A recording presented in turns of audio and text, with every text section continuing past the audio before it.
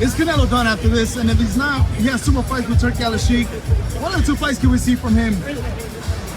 When, it's funny because when people ask me, are fighters done or this and that, I could never answer for a fighter if they're done or not, because it's a very personal decision from the fighter, including Canelo. As much as I hate him, actually, I don't hate, I just don't care for him.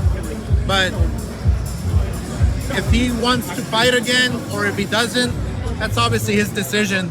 I have to respect that. So, but obviously, look, again, Crawford just took him to school. That's basically it. That's the bottom line. I mean, Crawford is older than Canelo, so we can't use the excuse that he's older, right?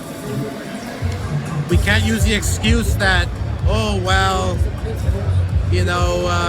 he moved around too much. Well, it's your job to figure him out, right? Just like Chavez would figure out a fighter, just like I would figure out a fighter, just like any real great fighter can figure styles out. That's your job.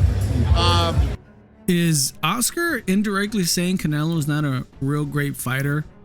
There's a lot of pushback on how Canelo really doesn't have the traditional Mexican fighter spirit.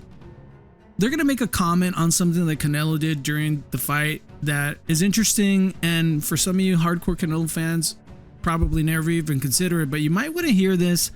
Might change your perspective a little bit on where Canelo is in that comparison to that traditional great Mexican fighter. Sky's the limit for Crawford, and I really don't know where Canelo goes, right? Okay, where do you go from there?